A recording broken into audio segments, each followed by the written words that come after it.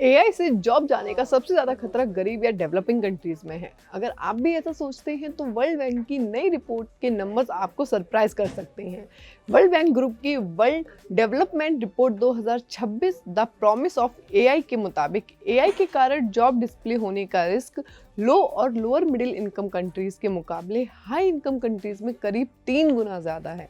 Report के अनुसार कम और मध्यम कमाई वाले देशों में मौजूद जॉब्स में से करीब 4.5% जॉब्स एआई के कारण रिस्क में होती हैं, जबकि हाई इनकम कंट्रीज में यही आंकड़ा 14.2% तक पहुंच जाता है। यानी एआई का जॉब मार्केट पर असर हर देश में एक जैसा नहीं है। वहीं दूसरी तरफ एआई सिर्फ जॉब्स रिप्लेस करने की कहानी भी नहीं है, क्योंकि डेवलपिंग इकोनॉमिक्स में करीब 16.2% जॉब्स में एआई की वजह से प्रोडक्टिविटी में अच्छी बढ़ोतरी होने की उम्मीद है, जबकि हाई इनकम कंट्रीज में ये आंकड़ा 18.7% बताया गया है। यानी भारत जैसे डेवलपिंग कंट्रीज के लिए एआई का बड़ा मौका लोगों को रिप्लेस करने से ज़्यादा उन्हें एआई के साथ ज़्यादा प्रोडक्टिव बनाने में हो सकता है। Hi everyone, you are watching NBT tech on the go. I am your host Mona Dixit.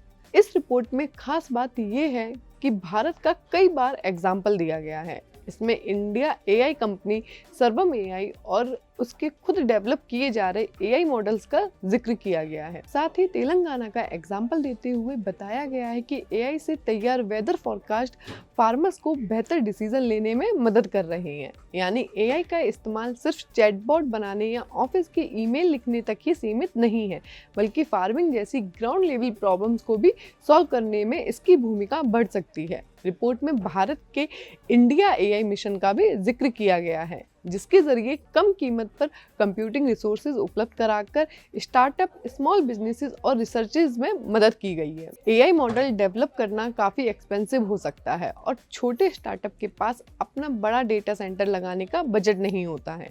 ऐसे में affordable computing infrastructure AI ecosystem को आगे बढ़ाने में बड़ी भूमिका निभा सकता है। लेकिन सिर्फ कंप्यूटिंग पावर काफ़ी नहीं है, डेटा भी उतना ही ज़रूरी है। वर्ल्ड बैंक की रिपोर्ट के मुताबिक डेवलपिंग कंट्रीज़ को एआई सॉल्यूशन तैयार करने के लिए ज़्यादा डेटा चाहिए होगा। खास तौर पर लोकल लैंग्वेजेस में पब्लिक डेटा को एआई डेवलपर्स के लिए ज़्यादा एक्सेसिबल बनाया जा सकता है। यहाँ भारत की भाषणी इनिशिएटिव को एग्जाम्पल के तौर पर पेश किया गया है, जिसने पब्लिक रिकॉर्ड्स तक एक्सेस बढ़ाने में मदद की है।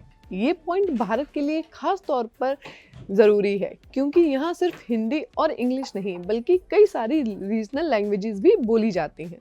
अगर एआई को लोकल लैंग्वेजेस और लोकल कॉन्टेक्स्ट का बेहतर डेटा मिलेगा, तभी उसकी यूटिलिटी ज़्यादा लोगों तक पहुँचेगी। भारत में डिजिटल इंफ्रास्ट्रक्चर और गवर्नमेंट इनिशिएटिव की भी काफ़ी चर्चा की गई है, जिसमें डिजीलॉकर, ई-कोड मिशन मोड प्रोजेक्ट और नेशनल जुडिशियल डेटा ग्रिड शामिल है। इसके अलावा आईजीओटी कर्मा योगी इनिशिएटिव का भी जिक्र किया गया है, जिसके जरिए 13 लाख से ज़्यादा गवर्नमेंट ऑफिशियल्स ने एआई से जुड़े कोर्सेज पूरे किए हैं। यानी एआई को अपनाने की तैयारी सिर्फ प्राइवेट कंपनीज या स्टार्टअप्स में नहीं बल्कि गवर्नमेंट वर्कफोर्स के लिए भी है। अब इस पूरी रिपोर्ट का एक बहुत इंटरेस्टिंग मैसेज है। एआई रेवोल्यूशन में हिस्सा लेने के लिए हर डेवलपिंग कंट्री को अपना चैट जीपीटी जैसा एआई मॉडल बनाने या अरबों रुपयों के डेटा सेंटर खड़े करने की जरूरत नहीं है। वर्ल्ड बैंक ग्रुप के सीनियर वाइस प्रेसिडेंट और चीफ इकोनॉमिस्ट इंडरमिट गिल के मुताबिक डेवलपिंग इकोनॉमिक्स के सामने एआई एक बड़ा अवसर लेकर आया है और इसका फायदा उठाने के लिए छोटे और सस्ते एआई टूल्स को लोकल रिक्वायरमेंट्स के हिसाब से अडॉप्ट किया जा सकता है। ऐसे टूल्स के जरिए लाखों लोगों तक health care, education, judicial services और एग्रीकल्चर असिस्टेंस पहुंचाई जा सकती है।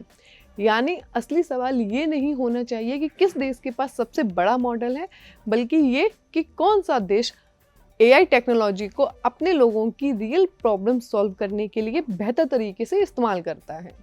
लेकिन इसके साथ एक वार्निंग भी है, डेवलपिंग कंट्रीज़ को जल्दी करनी होगी। रिपोर्ट के मुताबिक एआई का एडॉप्शन बिजली और इंटरनेट जैसी पिछली टेक्नोलॉजीज़ के मुकाबले काफ़ी तेज हो रहा है। इसलिए जो economics skills, data computing, infrastructure और एआई एडॉप्शन में पीछे रह जाएंगी, उनके लिए बाद में गैप को भरना काफ़ी मुश्किल हो सकता है। और यहीं भारत के लिए इस रिपोर्ट का सबसे बड़ा टेक अवे निकलता है।